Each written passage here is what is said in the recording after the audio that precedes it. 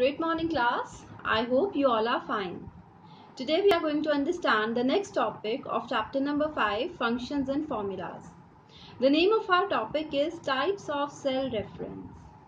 Class, up till now we have understood the meaning of cell reference. हमें पता है कि एक्सेल के अंदर एक्सेल किसको कंसिस्ट करता है, जो बेसिक एलिमेंट है दैट इज योर वर्कशीट, और वर्कशीट किसको कंसिस्ट करती है, सेल्स को. अब आपको ऑलरेडी बता रखा है कि हर सेल का एक पर्टिकुलर एड्रेस होता है. Each cell has a particular address, और उस एड्रेस का फायदा क्या रहता है, because with the help of that address मैं किसी भी सेल तक पहुंच सकती हूँ. मेरा डेटा कहाँ पर है, I need to know its location. तो उसकी लोकेशन की मेरा पर्टिकुलर डेटा किसी इंस्टेंट पे कौन से सेल में है, वो मुझे किसकी हेल्प से पता चलता है, with the help of cell address. और आपका सेल एड्रेस कॉन्स्टिट्यूट किसको करता है, टू पार्ट्स को. सबसे पहले होगा आपका column name and second will be your row number. जैसे A1 हो गया, B6 हो गया, C12 हो गया, ये सब आपके सेल नेम सेल एड्रेसेस है. जहाँ पे जैसे C जो है, अगर C11 हम एग्जाम्पल ले तो जो C है वो आपका कॉलम का नेम होगा, और जो आपका 11 होगा that will be your row number. तो आज का जो हमारा टॉपिक है उसके अंदर हम यही समझेंगे कि सेल एड्रेसेस कितने टाइप्स के होते हैं. ठीक है, हमने तो अभी तक सिर्फ यही सीखा ना कि C11, B6 ये तो बिल्कुल नॉर्मल से सेल एड्रेसेस हैं. सेल एड्रेसेस आपकी 3 टाइप्स के होते हैं जिसको हम सेल रेफरेंस भी बोलते हैं, और आज हम यही सीखेंगे कि हम इन सेल एड्रेसेस को कहाँ और क्यों यूज़ करते हैं. हमने जब 3 टाइप्स बनाई, ठीक है, तो किसी रीजन से ही बनाई होगी. तो today we are going to understand how and where do we use these cell addresses. तो class, I hope you are going to understand today's topic. Thank you. Types of cell reference. The cell address in a formula is known as cell reference. मतलब किसी भी cell का जो address होगा उसको आप क्या बोल देते हो, सेल रेफरेंस. तो बेसिकली आपका 3 टाइप्स का सेल रेफरेंस होता है. First is your relative reference. When you create a formula, references to a cell or ranges are usually based on the position relative to the cell. When you copy the formula to other cells, the reference cell automatically gets changed. For example, if the formula in A3 is equal to A1 plus A2 and you copy the formula from A3 to B3, Excel automatically changes the reference to match the location of cell that is equal to B1 plus B2. तो पहले अभी हम इस चीज को example wise समझते हैं, फिर हम समझेंगे कि व्हाट इट वांट्स टू से.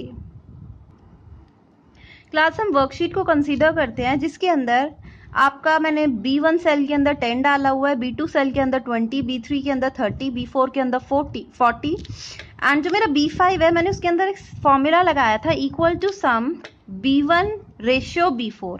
आपको B1 रेशियो B4 का मतलब पता था कि यहाँ से लेके यहाँ तक का जितना भी वैल्यूज होगा उन सब का सम हो जाएगा और आपको इधर मिल जाएगा.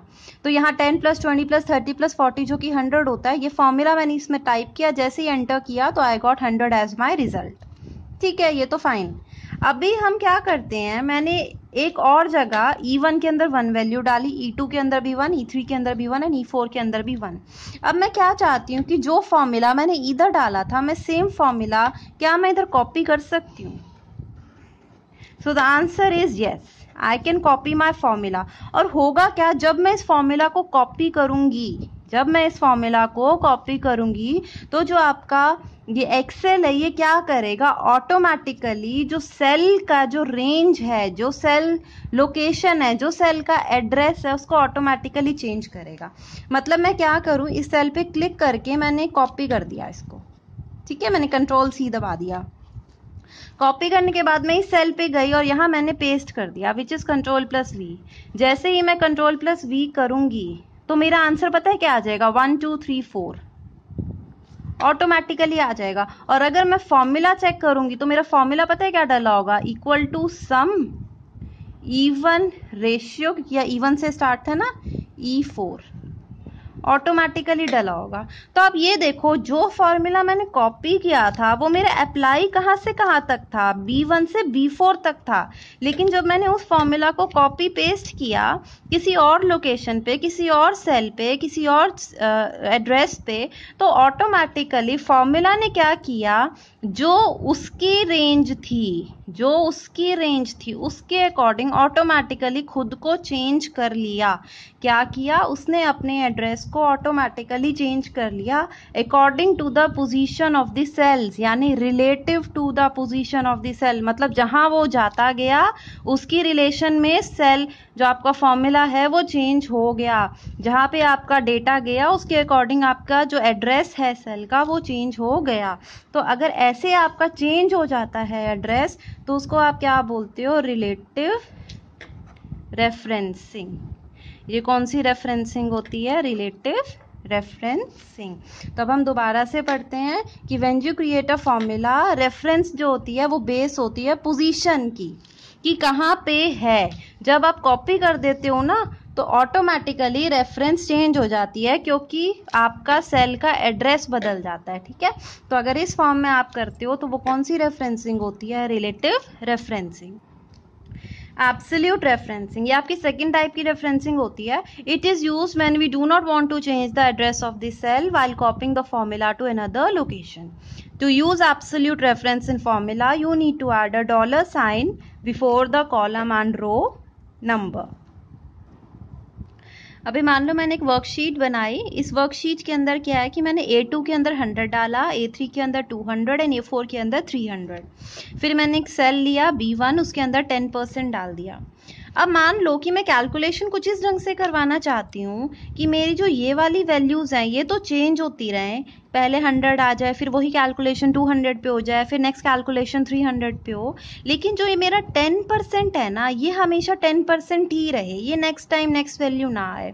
तो ऐसे केस में जब मैं किसी सेल की वैल्यू को क्या कर देना चाहती हूँ, कांस्टेंट कर देना चाहती हूँ, कि जितनी मर्जी जगह उसको आप यूज़ कर लो उसकी वैल्यू 10% ही रहेगी, नेक्स्ट टाइम वो आगे अपना नहीं बढ़ेगा। जैसे लास्ट में हमने देखा था तो वो क्या हो रहा था कि वो ऑटोमेटिकली जैसे कहीं और कॉपी पेस्ट होगा तो सेल की रेंज चेंज हो जाती थी। अगर मैं चाहती हूँ कि मैं इस वैल्यू को कहीं भी यूज़ कर लूँ बट ये 10% ही रहे, तो उस केस में मैं क्या करूँगी, इसको कांस्टेंट बनाऊंगी। और कांस्टेंट किसकी हेल्प से बनता है, ये डॉलर के साइन से। आप सबको डॉलर का साइन तो पता ही है, तो हम इस साइन की हेल्प से किसी भी रो या कॉलम को कांस्टेंट बना सकते हैं। जब भी हम एब्सोल्यूट रेफरेंसिंग को यूज़ करते हैं ना क्लास, तो आपको कॉलम नेम और रो नंबर दोनों को ही उसी टाइम पे कांस्टेंट बनाना होता है। ये नहीं होता आप किसी एक चीज़ को कांस्टेंट करोगे, आपको दोनों को ही कांस्टेंट करना है। तो मान लो मैंने अभी क्या बोला कि आई वांट कि A2 ये 100 200 300 हो सकता है, but this value always has to be 10%। तो इन दैट केस मैं फॉर्मूला कैसे लगाऊंगी, क्योंकि इसकी वैल्यू चेंज होनी चाहिए। जैसे ही इस पे आए तो नेक्स्ट ये 200 आ जाए, जैसे ही यहाँ पे आए तो ये वैल्यू 300 हो जाए। तो इसको तो मैं रिलेटिव रेफरेंस में ले लूँ, क्योंकि रिलेटिव रेफरेंस में आपका क्या था, हर बार जैसे ही सेल इधर आएगा तो फॉर्मूला इसके ऊपर लगेगा। तो मैंने उसको तो लिख दिया equal to A2 multiply by, ये मेरी कंडीशन है कि मेरे को इनको मल्टीप्लाई करवाना है, वो मेरी विश है।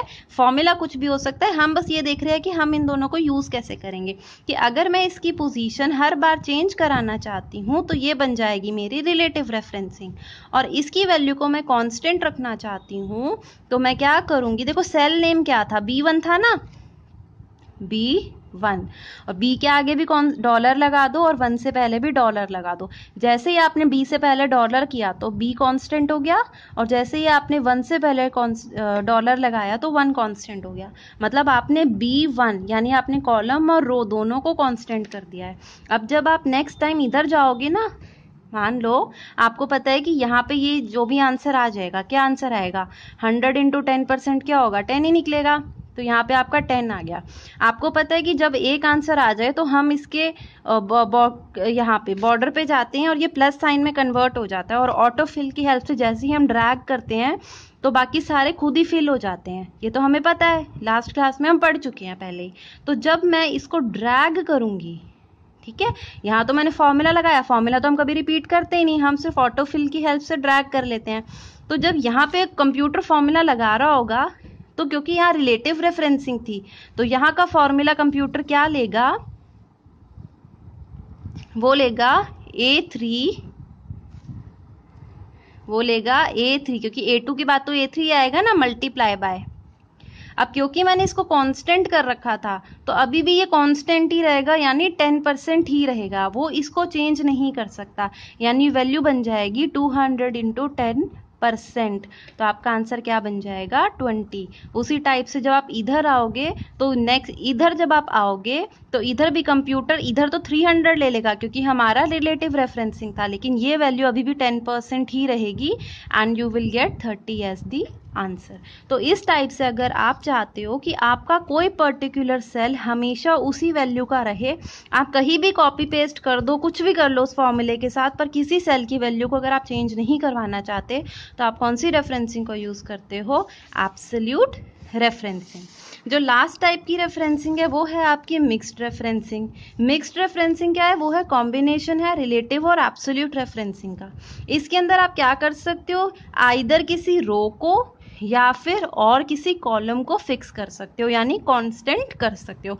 मतलब इस ढंग से आपका फॉर्मूला हो जाएगा $A1 + $A2। मतलब आपने $A$1 नहीं करना है। $A का मतलब है कि A कांस्टेंट है, 1 कांस्टेंट नहीं है।